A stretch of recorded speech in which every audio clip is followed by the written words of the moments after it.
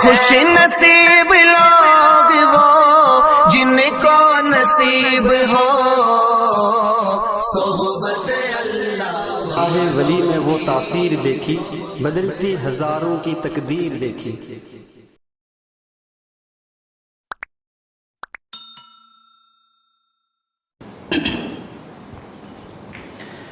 بسم اللہ الرحمن الرحیم۔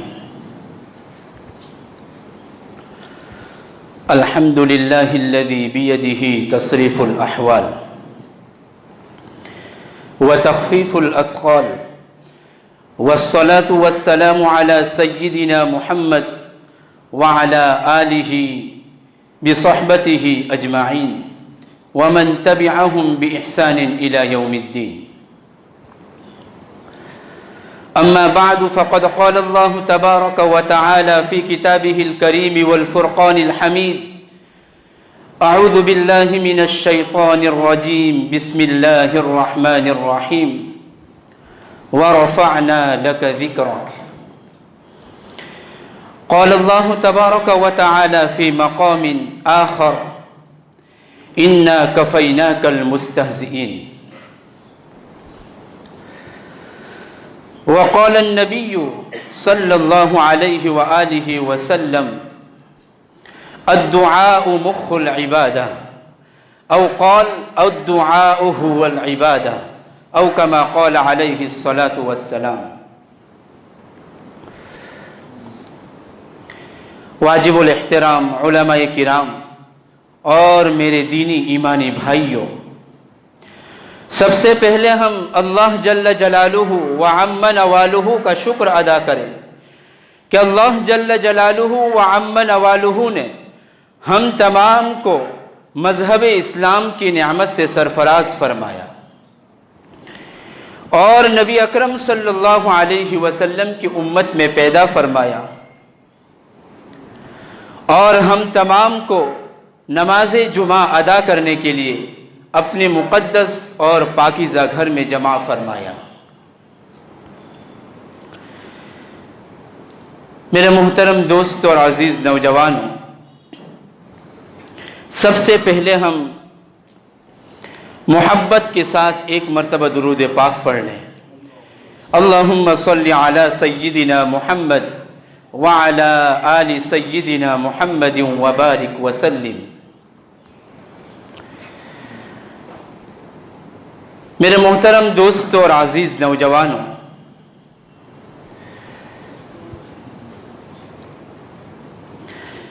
سب سے پہلے میں آپ حضرات کے سامنے حضرت شیخ سعدی رحمۃ اللہ علیہ کے جو مشہور اور معروف اشعار ہیں: بلغ العلا بکمالہ کشف الدجا بجمالہ حسنت جمیع خصالہ صلوا علیہ وآلہ۔ میرے محترم دوست اور عزیز نوجوانوں، اشعار بہت چھوٹے ہیں، مگر شیخ سعدی رحمۃ اللہ علیہ نے ان اشعار کے اندر نبی اکرم صلی اللہ علیہ وسلم کی 6 صفات کو بیان کیا ہے۔ بلغ العلا بکمالہ، کہ نبی اکرم صلی اللہ علیہ وسلم اپنے کمال سے بلندی پر پہنچے۔ کشف الدجا بجمالہ، اور آپ کے حسن و جمال کا یہ عالم تھا کہ سارے اندھیرے آپ کے حسن و جمال سے چھٹ گئے تھے۔ حضرت حسان بن ثابت رضی اللہ تعالی عنہ نے آپ کی تعریف میں جو اشعار پیش کیے ہیں، عرب ممالک کا کوئی شاعر آپ کا مقابلہ نہیں کر سکا۔ حسنت جمیع خصالہ صلوا علیہ وآلہ، کہ آپ کی ساری عادتیں اور خصلتیں بہت ہی بلند و بالا ہیں۔ 3 جملے لکھے تھے حسنت جمیع خصالہ تک، ابھی چوتھا جملہ حضرت کی سمجھ میں نہیں آ رہا تھا۔ شیخ سعدی رحمۃ اللہ علیہ جب رات کو سوئے، آنکھ لگی، نبی اکرم صلی اللہ علیہ وسلم کی خواب میں زیارت ہوئی اور فرمایا: اے سعدی، کیا سوچتا ہے؟ لکھ دے صلو علیہ وآلہ، کہ سلام ہو آپ پر اور آپ کی آل پر۔ میرے دوستو، نبی اکرم صلی اللہ علیہ وسلم کی ذات اقدس ایسی بلند و بالا ہے کہ ہماری زندگیاں ختم ہو جائے مگر ہم آقا کی شان میں اور آقا کی ایک صفت بیان نہیں کر سکتے۔ امام غزالی فرماتے ہیں، اے نبی آپ کی شان بہت بلند و بالا ہے، اے نبی آپ کا مقام بہت بلند و بالا ہے، اے نبی آپ کی ساری خصلتیں بہت بلند و بالا ہے، میری زبان قاصر ہے کہ میں آپ کی صفات کو بیان کروں، میں تو صرف آپ کی شفاعت کا منتظر ہوں، کل میدان حشر میں آپ کی شفاعت مجھے نصیب ہو جائے۔ میرے دوستو، ہر ابتدا سے پہلے ہر انتہا کے بعد، شاعر کہتا ہے ہر ابتدا سے پہلے ہر انتہا کے بعد ذات نبی بلند ہے ذات خدا کے بعد۔ دنیا میں احترام کے قابل ہے جتنے بھی لوگ، دنیا میں احترام کے قابل ہیں جتنے بھی لوگ، میں سب کو مانتا ہوں مگر مصطفیٰ کے بعد صلی اللہ علیہ وسلم۔ راحت اندوری فرماتے ہیں، زمزم و کوثر و تسنیم میں نہیں لکھ صحیح تکتا، زمزم و کوثر و تسنیم میں لکھ نہیں سکتا، اے نبی میں آپ کی تعظیم نہیں لکھ سکتا۔ 7 سمندر بھی اگر نچوڑوں اگر اے راحت، 7 سمندر بھی نچوڑ دوں اگر اے راحت، میں آپ کے نام کی ایک میم نہیں لکھ سکتا۔ میرے دوستو، بعد از خدا بزرگ توئی قصہ مختصر، اللہ رب العزت کے بعد اگر کوئی ذات بلند و بالا ہے تو وہ میری آنکھوں کا نگینہ، دلوں کا سکینہ، تاجدار مدینہ، فخر دو عالم صلی اللہ علیہ وسلم کی ذات بابرکت ہے۔ دوستو، ہم آپ کی صفات بیان نہیں کر سکتے، آپ کا مقام بہت بلند و بالا ہے۔ اللہ رب العزت نے قرآن کریم میں ارشاد فرمایا، وَرَفَعْنَا لَكَ ذِكْرَكَ، کہ ہم نے آپ کے ذکر کو آپ کے لیے بلند و بالا فرما دیا، آپ کے ذکر کو کوئی پست نہیں کر سکتا، چاہے لاکھ لوگ آپ کی شان اقدس میں گستاخیاں کر لے مگر آپ کا مقام کوئی گھٹا نہیں سکتا۔ دوستو، آپ کی ذات کا مقام کوئی گھٹا نہیں سکتا۔ نبی اکرم صلی اللہ علیہ وسلم کو اللہ رب العزت نے بہت ساری ذمہ داریاں دے کر دنیا میں مبعوث فرمایا، اور آپ نے ہر ذمہ داری کو بحسن خوبی انجام دیا، بحسن خوبی انجام دیا۔ اللہ رب العزت نے آپ کو جو بھی ذمہ داری لے کر دنیا میں بھیجا، آپ نے اپنی ذمہ داری کو پورا ادا کیا۔ دوستو، جب آپ دنیا میں مبعوث ہوئے، اس سے پہلے عرب ممالک اور پوری دنیا کا یہ حال تھا کہ پوری دنیا میں ظلم و ستم عام تھا۔ دوستو، پوری دنیا میں جہالت عام تھی، پوری دنیا میں زنا عام تھا، پوری دنیا میں ڈاکہ زنی عام تھی، پوری دنیا میں دھوکہ زنی عام تھی۔ جب آپ دنیا میں مبعوث ہوئے دوستو، اور آپ مبعوث ہوئے اس سے پہلے میرے دوستو، عورتوں کا مقام بہت ہی ذلیل اور حقیر تھا۔ جب آپ دنیا میں مبعوث ہوئے، بھیجے گئے، ایک عورت اپنی شوہر کی نظام میں، اپنی شوہر کی نگاہ میں، اپنے خاندان والوں کی نگاہ میں، اپنے گھر والوں کی نگاہ میں اور محلے والوں کی نگاہ میں، معاشرے کی نگاہ میں ذلیل اور حقیر سمجھی جاتی تھی۔ جو انسان عورت کے ساتھ منہ کالا کرنے کا ارادہ کرتا تھا، وہ انسان عورت کے ساتھ کھلے عام سڑک پر زنا کاری کیا کرتا تھا۔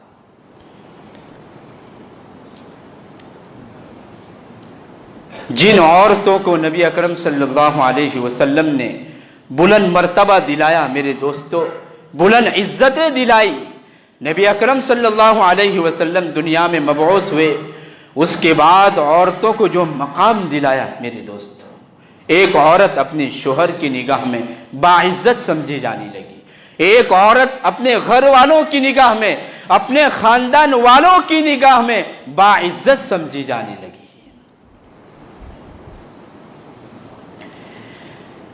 نبی اکرم صلی اللہ علیہ وسلم کی ذات اقدس، میرے دوستو، ہم کون سی صفت کو بیان کریں گے؟ آپ کی اتنی ساری صفت اور آپ کی بلند و بالا صفات نے پوری دنیا کے اندر، میرے دوستو، نبی اکرم صلی اللہ علیہ وسلم کی ذات اقدس سب سے پہلے ہے۔ حضرت مولانا پیر ذوالفقار صاحب نقشبندی دامت برکاتہم العالیہ، وہ اپنے بیان میں فرماتے ہیں کہ میں نبی کی شان کیا بیان کروں، میں نبی کی صفات کیا بیان کروں، میں ذات اقدس کا کیا تذکرہ کروں۔ اللہ رب العزت نے قرآن کریم میں فرمایا وَمَا أَرْسَلْنَاكَ إِلَّا رَحْمَةً لِّلْعَالَمِينَ، کہ ہم نے نبی کو پوری دنیا کے لیے، پورے عالم کے لیے رحمت ہی رحمت بنا کر بھیجا ہے۔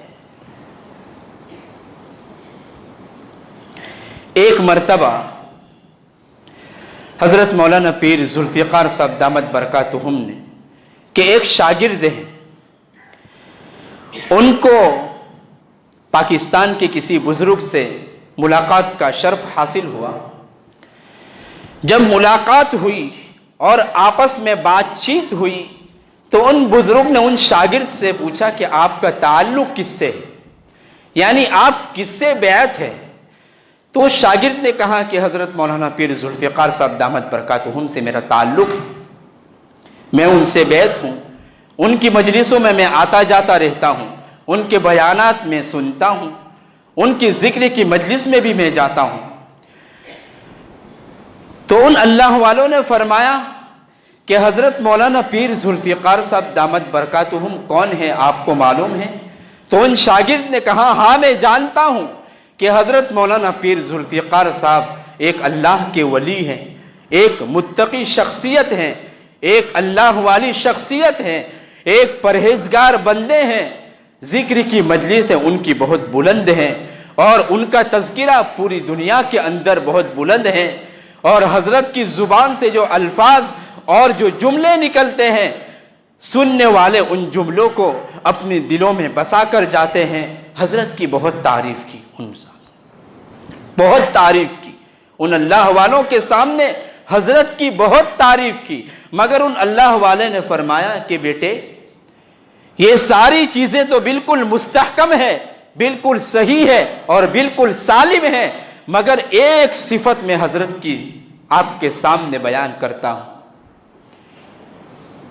تو وہ شاگرد نے کہا کہ حضرت ایسی تو کون سی صفت ہے، آپ ضرور مجھے بتائیے۔ ان اللہ والوں نے فرمایا کہ حضرت مولانا پیر ذوالفقار صاحب دامت برکاتہم العالیہ وہ شخصیت ہے جنہوں نے 30 سال کی عمر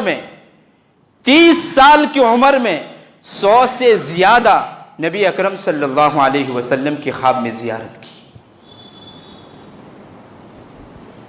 کتنی عمر میں؟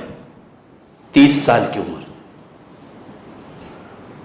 تو وہ شاگرد بالکل چوکنے ہو گئے، جسم کے رونگٹے کھڑے ہو گئے ان کے۔ 30 سال کی عمر میں نبی اکرم صلی اللہ علیہ وسلم کی 100 سے زائد مرتبہ خواب میں زیارت کی، اور ان اللہ والوں نے فرمایا یہ بات مجھے پیارے نبی نے ہی خواب میں بتائی ہے۔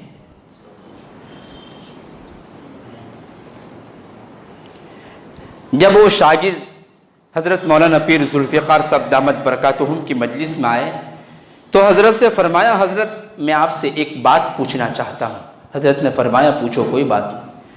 لیکن میں نے فلاں اللہ والوں سے آپ کے متعلق ایسا سنا، کیا صحیح ہے؟ حضرت نے گردن جھکا دی، دوست گردن جھکا دی اور فرمایا کہ یہ میرے اور میرے اللہ کے درمیان راز تھا، آج تو نے میرے راز کو مجلس کے سامنے فاش کر دیا۔ پھر حضرت نے فرمایا ہاں اللہ کا شکر ہے کہ میں نے 30 سال بلکہ 29 سال کی عمر میں 103 مرتبہ نبی اکرم صلی اللہ علیہ وسلم کی خواب میں زیارت کی۔ تو اس شاگرد نے فرمایا کہ حضرت ایسا تو آپ کا کون سا عمل ہے کہ اتنی زیادہ مرتبہ آقا کی خواب میں آپ نے زیارت کی؟ حضرت مولانا پیر ذوالفقار صاحب دامت برکاتہم فرماتے ہیں کہ بیٹے 3 چیزوں پر عمل کر لو، 3 چیزوں کو اپنی زندگی میں اپنا لو، تم بھی آقا کی خواب میں زیارت کرتے ہو جاؤ گے۔ سب سے پہلی چیز اپنی نگاہ کی حفاظت۔ اس دور میں یہ چیز بہت مشکل ہو چکی ہے دوستو، بد نظری، اپنی نگاہ کی حفاظت۔ حضرت فرماتے ہیں جب میں اپنے گھر سے نکلتا تھا، مسجد کی طرف جاتا تھا، تو جب محلے سے گزر ہوتا تھا تو میرے رشتہ دار، میری خالہ ہے اور محلے کی عورتیں مجھے سلام کرتی تھی، مگر میں ان کے سلام کا جواب نہیں دیتا تھا، ان کی طرف نہ دیکھتا تھا اور نہ ان کی آواز پر میں دھیان دیتا تھا کہ کون عورت ہے۔ وہ عورتیں میری والدہ سے آ کر شکایت کرتی تھی کہ تیرا بیٹا کیسا ہے؟ جب ہم سلام کرتی ہیں تو جواب بھی نہیں دیتا، جب آواز دیتے ہیں تو دیکھتا بھی نہیں۔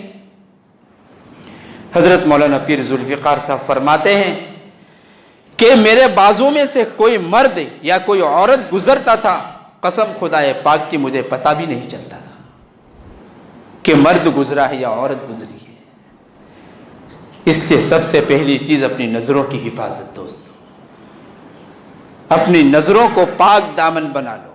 حضرت مولانا پیر ذوالفقار صاحب فرماتے ہیں سب سے پہلے اپنی نظروں کو پاک دامن بنا لو، دل کے اندر کسی کا وسوسہ نہیں آئے، دل کے اندر کسی کی محبت نہ پھنس جائے، اپنی نگاہ کو پاکیزہ بنا لو۔ دوسری چیز، اپنے بدن کی پاکی صافی کو اختیار کر لو، کپڑوں کی پاکی اور بدن کی پاکی کو لازم پکڑ لو۔ بدن کی پاکی اور کپڑوں کی پاکی میرے دوستو بہت ضروری ہے۔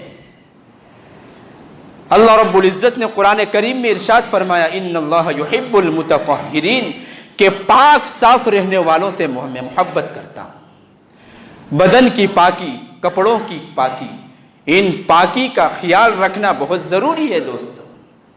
اس لیے حدیث پاک میں آتا ہے استنزہوا من البول فإن عامۃ عذاب القبر منہ، کہ تم پیشاب کے قطروں سے، پیشاب کے چھینٹوں سے بچو، کیونکہ عامتاً عذاب قبر اسی سے ہوتا ہے۔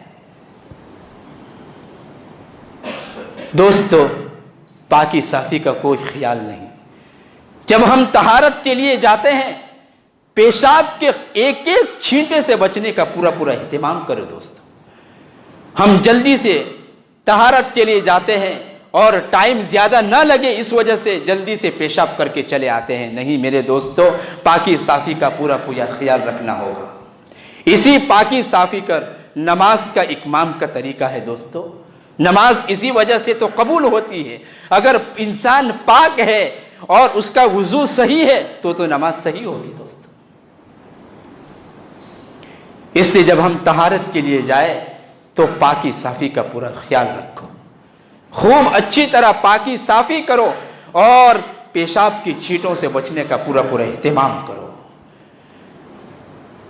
حضرت مولانا پیر ذوالفقار صاحب فرماتے ہیں بدن کی پاکی اور کپڑوں کی پاکی دوسری چیز، اور تیسری چیز کثرت سے نبی اکرم صلی اللہ علیہ وسلم پر درود پاک پڑھنا۔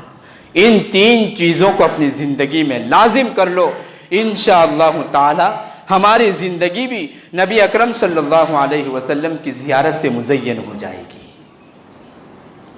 درود پاک، حضرت مولانا پیر ذوالفقار صاحب فرماتے ہیں کہ جب سے میرے شیخ نے مجھے درود پاک کے بارے میں تلقین کی تھی، جب سے میرا معمول ہے کہ میں روزانہ 3000 مرتبہ درود پاک پڑھتا ہوں۔ اس لیے ہمارے حضرت مولانا مفتی احمد صاحب خانپوری دامت برکاتہم العالیہ، اللہ تعالی حضرت کے سائے کو تا دیر امت پر قائم اور دائم فرمائے۔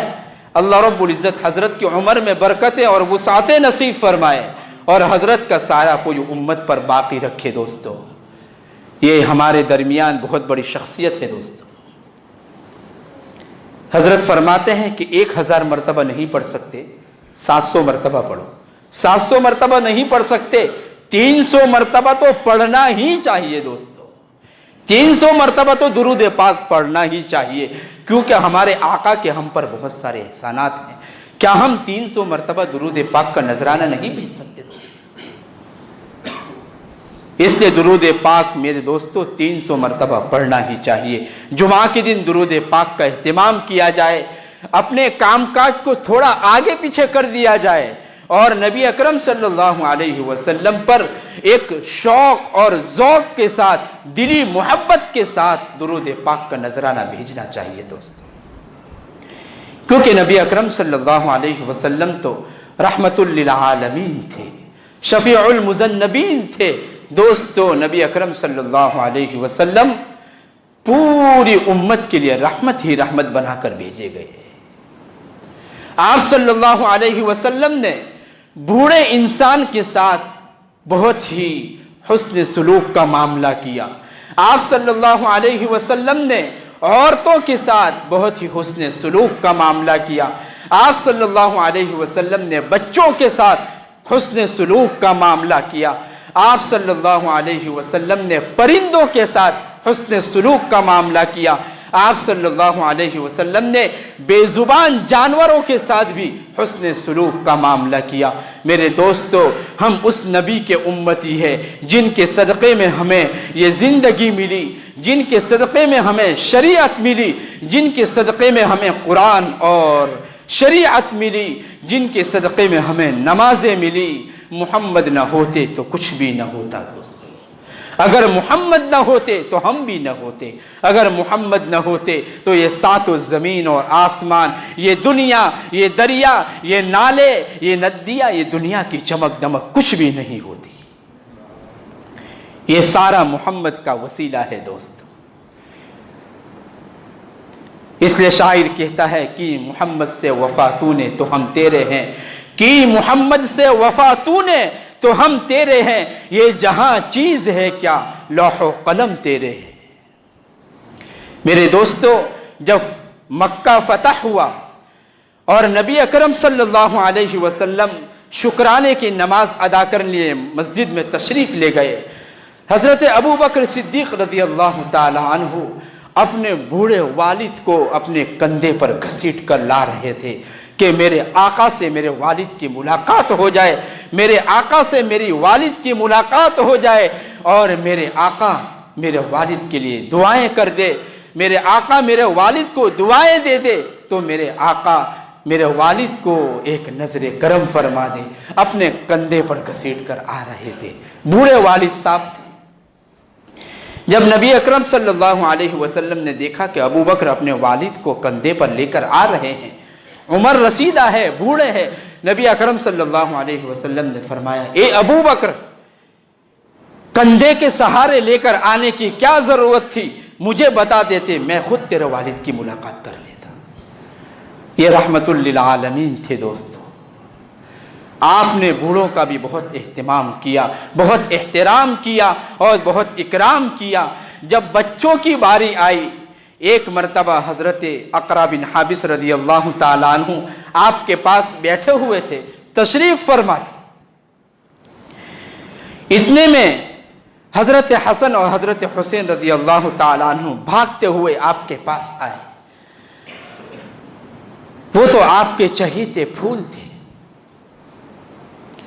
حضرت حسن رضی اللہ تعالیٰ عنہ آگے تھے، حضرت حسین پیچھے تھے۔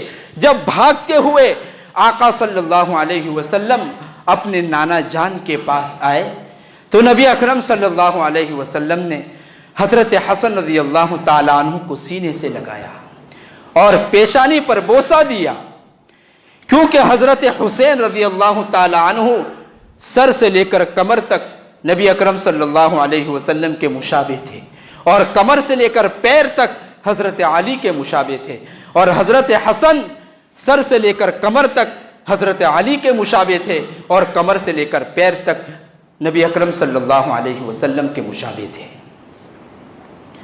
اور آقا صلی اللہ علیہ وسلم دونوں سے بہت محبت فرماتے تھے۔ جب قریب میں آئے، نبی اکرم صلی اللہ علیہ وسلم نے حضرت حسن کو اپنے سینے سے چمٹا لیا اور پیشانی پر بوسہ دیا۔ جب بوسہ دیا تو بازوں میں حضرت اقرا بن حابس رضی اللہ تعالیٰ عنہ تشریف فرماتے، فرمایا، یا رسول اللہ صلی اللہ علیہ وسلم، میرے 10 بچے ہیں۔ کیا فرمایا؟ حضرت اقرا بن حابس فرماتے ہیں میرے 10 بچے ہیں، میں نے آج تک ایک بھی بچے کی پیشانی پر بوسہ نہیں دیا۔ نبی اکرم صلی اللہ علیہ وسلم نے فرمایا اے اقرا بن حابس، جو رحم نہیں کرتا اس پر رحم نہیں کیا جاتا۔ یعنی بچوں پر رحم کرو، بچوں کے ساتھ شفقت کا معاملہ کرو، وقتاً فوقتاً ان کو بوسہ دو، ان کو اپنے قریب بلاؤ، کیونکہ بچے بچے ہوتے ہیں، ان کا بچپنا ہوتا ہے، ان کی عقل معوف ہوتی ہے، ان کو پتہ نہیں ہوتا کہ بڑوں کا ادب کیا ہوتا ہے، والدین کا ادب کیا ہوتا ہے، چچا کا ادب کیا ہوتا ہے، خالو کا ادب کیا ہوتا ہے، استاد کا ادب کیا ہوتا ہے، شیخ کا ادب کیا ہوتا ہے، ان کو کچھ معلوم نہیں۔ وہ تو اپنی دنیا میں مست ہوتے ہیں، وہ تو اپنے بچپن میں مست ہوتے ہیں۔ اگر تم ان کو ایک تماشا مار دو، 1 منٹ کے بعد وہ تم سے مسکرا کر بات کریں گے، وہ اپنے دل و دماغ میں لے کر نہیں چلتے دوستو۔ اس لیے بچوں سے محبت کرو۔ حضرت نبی اکرم صلی اللہ علیہ وسلم نے فرمایا اے اقرا بن حابس، جو رحم نہیں کرتا اس پر رحم نہیں کیا جاتا۔ اپنے بچوں کو وقتاً فوقتاً بوسہ دیا کرو، ان کے ساتھ شفقت کا معاملہ کیا کرو، ان سے محبت کیا کرو۔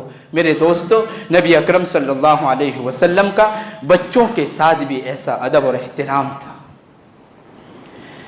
جب جانوروں کی باری آئی، ایک مرتبہ حضرت حذیفہ رضی اللہ تعالی عنہ کے ساتھ سفر کر رہے تھے۔ سفر کے دوران ایک اونٹ چلا کر آپ کو شکایت کر رہا تھا۔ جب آپ قریب پہنچے تو اونٹ کا پیٹ بھوک کی وجہ سے کمر سے چپک رہا تھا، یعنی وہ اونٹ بھوکا تھا۔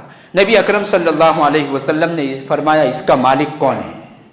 مالک کو بلایا گیا اور کہا گیا جب تم اس اونٹ سے کام لیتے ہو اس کو کھانا کیوں نہیں دیتے؟ تم جتنا اونٹ سے کام لے رہے ہو اس کے مطابق اس کو کھانا دیا کرو، اس پر رحم کیا کرو، اس پر شفقت کا معاملہ کیا کرو، کل قیامت کے دن، ورنہ یہی اونٹ تمہارے خلاف حجت بن جائے گا۔ بے زبان جانوروں کے ساتھ بھی محبت کی، پرندوں کے ساتھ بھی محبت کی۔ ایک مرتبہ حضرت سہل رضی اللہ تعالی عنہ نبی اکرم صلی اللہ علیہ وسلم کے ساتھ جنگل کا سفر کر رہے تھے۔ آپ صلی اللہ علیہ وسلم حاجت کے لیے تشریف لے گئے تو حضرت سہل رضی اللہ تعالی عنہ نے دوستو پرندے کے 2 بچے تھے ان کو اٹھا کر اپنے پاس لیا۔ جب آپ صلی اللہ علیہ وسلم فارغ ہو کر تشریف لائے تو وہ پرندہ اپنے بچوں کی تلاش میں آسمان پر چکر لگا رہا تھا۔ آپ صلی اللہ علیہ وسلم نے فرمایا اے سہل، بے زبان پرندوں کو اس طرح تکلیفیں مت دیا کرو، اس کے بچوں کو اس کو دے دیا کرو، یہ اپنے بچوں کی تلاش میں آسمان پر چکر لگا رہا ہے۔ اگر یہی معاملہ اگر کوئی تیری ماں کے ساتھ کرے تو تجھے کیسی تکلیف ہوگی۔ پرندوں کے ساتھ بھی میرے دوستوں رحم و کرم کا معاملہ کیا۔ اس لیے اللہ رب العزت نے قرآن کریم میں فرمایا وَمَا أَرْسَلْنَاكَ إِلَّا رَحْمَةً لِلْعَالَمِينَ، کہ ہم نے نبی کو تو رحمت للعالمین بنا کر بھیجا گیا ہے۔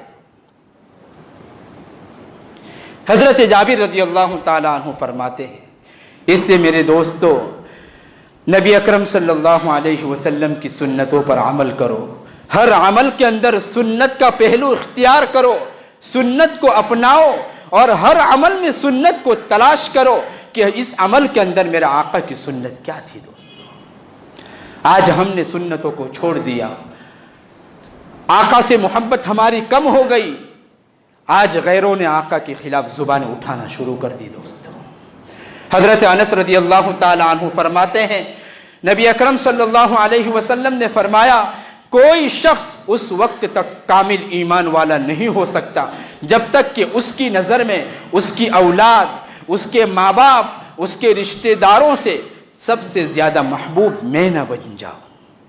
ہم سب اپنی گریبان میں جھانک کر دیکھیں کہ ہمارے دلوں میں نبی کی محبت کتنی ہے۔ جس کے دل میں جس کی محبت ہوتی ہے اس کے آثار، اس کی خصلت اس کے اندر پائی جاتی ہیں۔ آج ہماری زندگیوں میں سنتیں نہیں ہیں، پتہ چلا کہ آقا کی محبت بھی ہمارے دلوں سے نکل گئی۔ دوست اس لیے نبی اکرم صلی اللہ علیہ وسلم کی سنتوں پر دوستو عمل کرو اور کثرت کے ساتھ درود پاک کا اہتمام کرو۔ جمعہ کے دن تو پڑھنا ہی پڑھنا ہے، مگر دوسرے دنوں میں بھی درود پاک کا خوب اہتمام کرو. یہ درود پاک دل کا نور ہے، گناہوں کا کفارہ ہے، اور مردہ اور زندہ دونوں کے لیے رحمت ہی رحمت ہے. چلتے پھرتے درود پاک پڑھو، انشاءاللہ کوئی تکلیف نہیں ہوگی. چلتے پھرتے درود پاک پڑھو، کوئی مصیبت نہیں آئے گی. چلتے پھرتے درود پاک پڑھو، کوئی بیماری نہیں آئے گی. چلتے پھرتے درود پاک پڑھو، قسم خدا پاک کی دل منور ہو جائے گا. دوست ہر آن ہر گھڑی صلی اللہ علیہ وسلم، صلی اللہ علیہ وسلم، صلی اللہ علی محمد صلی اللہ علیہ وسلم پڑھتے رہو، پڑھتے رہو. انشاءاللہ تعالی اللہ رب العزت حسن خاتمہ کی دولت سے مالا مال فرمائیں گے. اس لیے میرے دوستو، نبی اکرم صلی اللہ علیہ وسلم کی سنتوں کو زندگی میں اپناؤ، اور آقا صلی اللہ علیہ وسلم پر کثرت سے درود پاک پڑھو، اور دلوں کے اندر نبی اکرم صلی اللہ علیہ وسلم کی محبتوں کو بساؤ. یہ دنیا والے جتنا بولنا چاہے، میرے دوستو میرے آقا کی شان نہیں کٹ سکتی، میرے آقا کی شان کم نہیں ہو سکتی. مگر میرے دوستو، جب کوئی نبی اکرم صلی اللہ علیہ وسلم کی شان میں گستاخانہ کلمات کہتے ہیں تو پوری امت ایک جذبات کے اندر آ جاتی ہے، اور آنا بھی چاہیے، کیونکہ وہ ہمارے نبی ہیں، اور سب سے بڑھ کر نبی ہے، سب سے اعلیٰ نبی ہے. اللہ نے ان کی امت میں ہمیں پیدا کیا ہے، ہونا بھی چاہیے. اس لیے دوستو، ہم نبی کی سنتوں کو اپنائیں گے، نبی کے طریقوں کو اپنائیں گے تو یہ قوم ہماری زندگی دیکھ کر خود بدل جائے گی. دوستو اس لیے نبی اکرم صلی اللہ علیہ وسلم کی سنتوں کو زندگی میں اتارو، اور آقا صلی اللہ علیہ وسلم پر کثرت سے درود پاک پڑھو. اللہ رب العزت ہم تمام کو نبی اکرم صلی اللہ علیہ وسلم سے سچی پکی محبت نصیب فرمائے. آقا صلی اللہ علیہ وسلم پر کثرت سے درود پاک پڑھنے کی ہمیں توفیق اور سعادت نصیب فرمائے. میرے دوستو، آخر میں ایک اعلان ہے کہ جس طرح مسجد کی چالی کا تعمیری کام ختم ہونے کے بالکل قریب ہے، اور آپ لوگوں نے الحمدللہ ثم الحمدللہ بہت امداد فرمائی ہے. اللہ تعالیٰ آپ لوگوں کی امداد کو قبول فرمائے، نجات کا ذریعہ بنائے، اور آپ کے مرحومین کے حق میں اللہ رب العزت کامیابی کا ذریعہ بنائے. یہ کام ختم ہونے کے بالکل قریب ہے، اب تھوڑا کام باقی ہے. اس لیے آپ حضرات سے مؤدبانہ گزارش ہے کہ نماز کے بعد انشاءاللہ چالی کے متعلق چندہ ہوگا. آپ تمام حضرات للہ رقم کے ذریعے خوب امداد فرمائے. اللہ رب العزت آپ تمام کی امداد کو قبول فرمائے. وآخر دعوانا ان الحمدللہ رب العالمین. صلی اللہ